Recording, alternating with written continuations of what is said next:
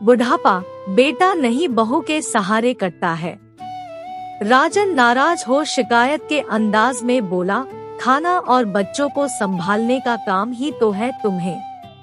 इतने बरसों में ना खाने का स्वाद सुधार पाई हो और ना ही बच्चों को बिगड़ने से रोक पाई हो, आज तक क्या किया है तुमने? श्री सोचने को मजबूर हो गई, क्या सचमुच मैंने आज तक कुछ नहीं किया? श्री पूरी रात सोचती रही, आज तक अगर उसने कुछ नहीं किया है तो वह वहाँ क्या कर रही है? किसी उधेड़बुन में सुबह उसकी आंख लग गई और वह वक्त पर ना जाग पाई। सुबह होते ही बहू माँ जैसे शब्दों से घर का हर कोना कोना गूंज रहा था। सास ससुर को अपने तय समय पर दवा और नाश्ता नहीं मिल पाया था। बच्चे स्कूल के लिए तैयार नहीं हुए थे। टिफिन तैयार न था। स्कूल का बस आ चुका था। बच्चे अपनी यूनिफॉर्म, अपने जूते, अपनी किताबों के लिए माँ को आवाज देते हैं। ससुर जी चश्मे के लिए बहू को पुकार रहे हैं। सासू जी अपनी दवाइयों के लिए, मंदिर की सफाई के लिए बहू को पुकार रही है। राजन को भी ना अपनी फाइल मिल रही है, ना ही अपने कपड़े। राजन ने घर के हर कोने कोने में नजर घुमाया, सारा घर अस्तव्यस्त, कोने कोने में श्री की कमी का एहसास। राजन की माँ ने पूछा, बेटा बहू कहाँ है? देखो ना पूरा घर कैसा लग रहा है, जैसे तूफान यहाँ से आकर गुजर गया है और हम बुढ़े बुढ़िया की जिंदगी मानो थम सी गई है। राजन ने कहा, माँ अभी मैं सब ठीक कर देता हूँ। माँ ने कहा, अरे रहने दे, तू खुद की जिम्मेदारी तो उठा नहीं सकता। अगर बहू तेरे खाने पीने, कपड़े, जरूरी कागजों का ध्यान ना रखे तो तू कभी समय से अपने काम पर नहीं जा सकता। माँ ने बड़बड़ाते हुए कहा, पता नहीं लोग क्यों कहते हैं कि बुढ़ापा बिना बेटे के नहीं कटेगा।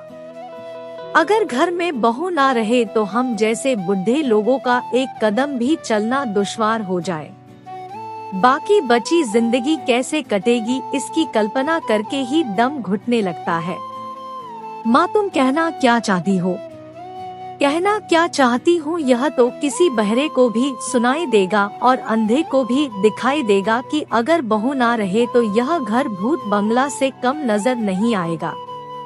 बहू है तभी इस घर में सबकी दिनचर्या अपने समय पर व्यवस्थित है, सुकून शांति है, इस घर की सुंदरता है। उसके बिना इस घर में रखा क्या है? राजन जैसी नींद से जगा, उसे अपनी गलती का एहसास हुआ। वह चुपचाप कमरे में जाकर श्री के पास बैठ गया। श्री ने कहा, मैंने आज तक किया ही क्या है, इसलिए अब मैं यह घर छोड़कर जा रही हूँ। मुझे इस घर में रहने का कोई अधिकार नहीं है। आज से यह घर, बच्चे, तुम्हारे माता पिता सब तुम्हारी जिम्मेदारी है।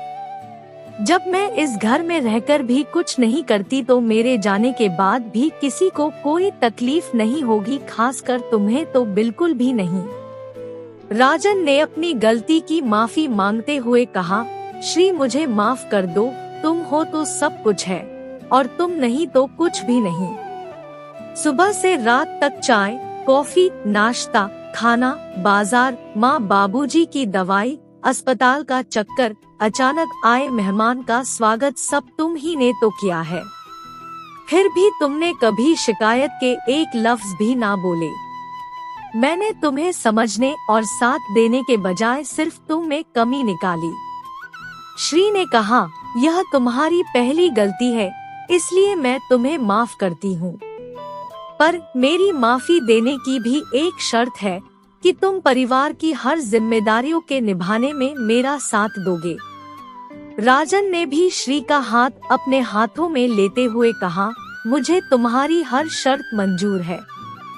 राजन जब श्री के साथ परिवार की जिम्मेदारियों में साझेदार बना तब उसे और भी अच्छी तरह से एहसास हो गया कि आखिर एक औरत, एक स्त्री गृहिणी के रूप में पूरे दिन करती क्या है। दोस्तों, आपको मेरी ये कहानी कैसी लगी कृपया पढ़कर अपनी बहुमूल्य प्रतिक्रिया जरूर दें। आपकी प्रतिक्रिया मेरे लिए बहुत महत्वपूर्ण है। और मेरे YouTube चैनल को भी सब्सक्राइब जरूर करें। दोस्तों फिर मिलेंगे अगले न्यूज स्टोरी के साथ, तब तक के लिए धन्यवाद।